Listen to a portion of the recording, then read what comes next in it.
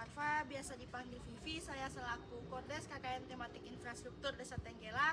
Di KKN Desa Tenggela ini kami beranggotakan 14 orang.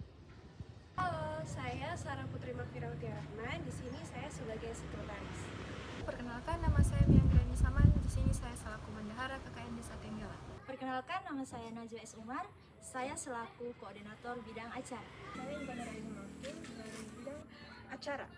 Perkenalkan, nama saya Kristania Audrey Tikualu, tergabung dalam divisi acara.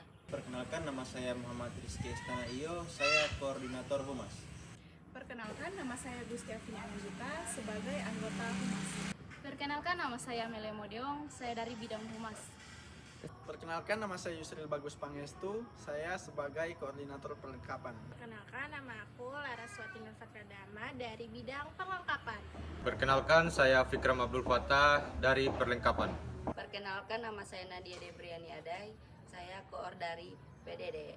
Halo, perkenalkan, nama saya Rifani Putra Ganti, saya anggota dari bidang PDD.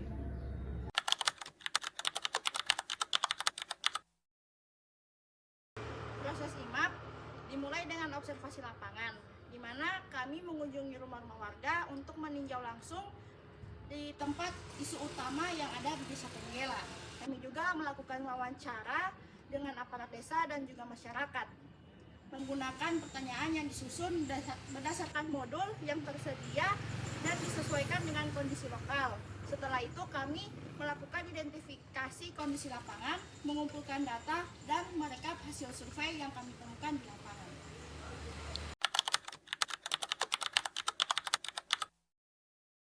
Syukurnya selama pelaksanaan IMAP tidak ditemukan hambatan. Aparat desa dan warga setempat juga menunjukkan sikap terbuka dan mendukung penuh kegiatan survei yang dilakukan oleh mahasiswa KKN.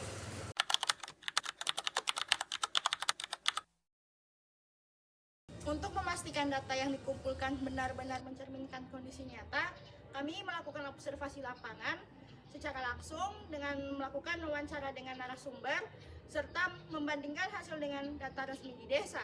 Selain itu, kami juga melakukan verifikasi ulang bersama aparat desa agar informasinya yang diperoleh benar-benar valid dan sesuai dengan kenyataan yang ada di lapangan.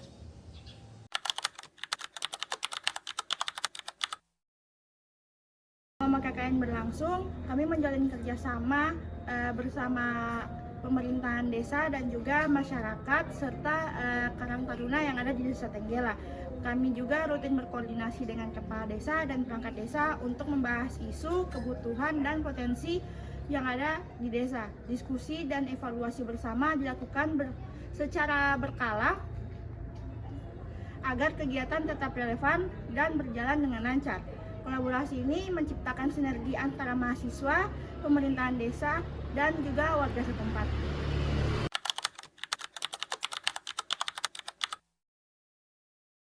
Kami mengajukan 2 rekomendasi utama kepada pemerintah desa untuk mendukung keberlanjutan infrastruktur permukiman dan lingkungan.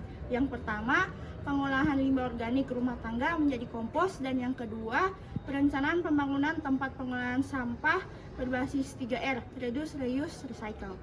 Terus kami memilih solusi ini karena bersifat ramah lingkungan dan dapat diterapkan dengan sumber daya lokal yang tersedia. Selain itu, pendekatan ini juga mendorong partisipasi aktif masyarakat dalam menjaga kebersihan lingkungan.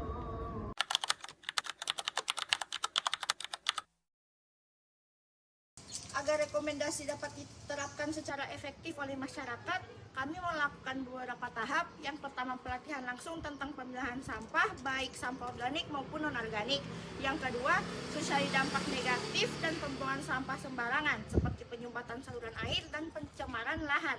Yang ketiga, pendekatan edukatif yang mudah dipahami, disesuaikan dengan kondisi dan pengetahuan masyarakat setempat.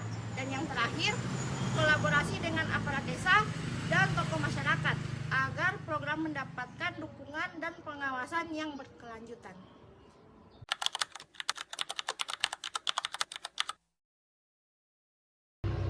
Agar rekomendasi dapat diterapkan secara efektif oleh masyarakat, kami melakukan 4 tahap, yaitu yang pertama pelatihan langsung tentang pemilahan sampah organik dan non-organik, Yang kedua, sosialisasi dampak negatif dari pembuangan sampah sembarangan seperti penyumbatan saluran air dan pencemaran lahan yang ada di desa tersebut.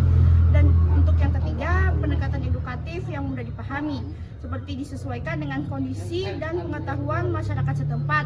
Dan yang terakhir, kolaborasi dengan aparat desa dan tokoh masyarakat agar program mendapatkan dukungan dan pengawasan yang berkelanjutan.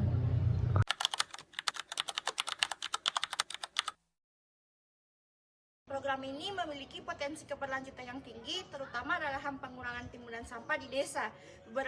Beberapa faktor yang menentukan keberhasilannya yaitu ada kesadaran dan partisipasi masyarakat, yang kedua mendukung dari pemerintah desa, yang ketiga adanya edukasi berkelanjutan, yang keempat kehadiran kader lingkungan lokal.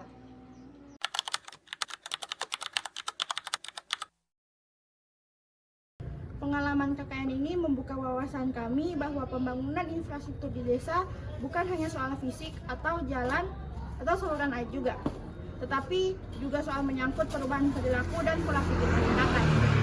Kami menyadari bahwa masalah seperti sampah dan limbah rumah tangga memerlukan pendekatan kolektif, bukan sekedar solusi teknis. Edukasi dan partisipasi warga menjadi kunci utama agar infrastruktur yang dibangun dapat berfungsi secara optimal dan juga dengan baik. Kami belajar bahwa keberhasilan pembangunan dimulai dari kesadaran sosial dan tanggung jawab bersama.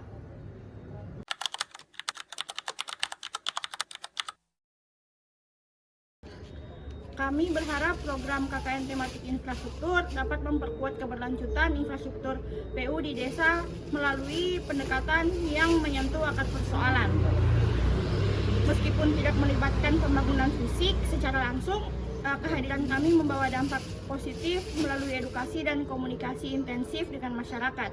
Harapannya, warga semakin sadar dengan pentingnya menjaga saluran drainase dan mengelola sampah dengan bijak, seperti melalui pemilahan daur ulang atau pengomposan. Kami juga berharap muncul kader-kader lokal yang mampu melanjutkan upaya ini secara mandiri, sehingga keberlanjutan infrastruktur tidak hanya bergantung pada proyek pemerintah, tetapi juga inisiatif masyarakat sendiri.